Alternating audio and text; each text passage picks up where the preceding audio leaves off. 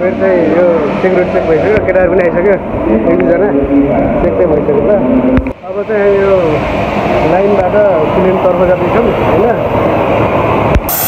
यो चाहिँ नेपालगञ्जको रनवे हो होइन प्लेन चाहिँ यो हामी जाने प्लेन हो चाहिँ हो मान्छेहरू त लाइन लागिसकेका छन् हाम्रो ग्रुप चाहिँ हेर्दैछ सबैजनाले अब टिकट बनाइरहन् अनुभव के त मेन फोकस अनुभव चाहिँ फोटो खिच्ने काम चाहिँ हुनसक्छ सायद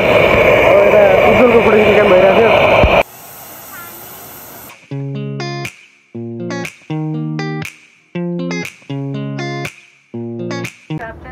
प्रताप शाही र अन्य उडान कर्मचारीहरूको तर्फबाट यस ट्रेनको उडान नम्बर SHA 440 मा हार्दिक स्वागत गर्दछौँ। हाम्रो काठमाडौँसम्मको उडान अवधि 45 मिनेटको रहनेछ र हामी 19,500 फिटको उचाइमा उड्नेछौँ।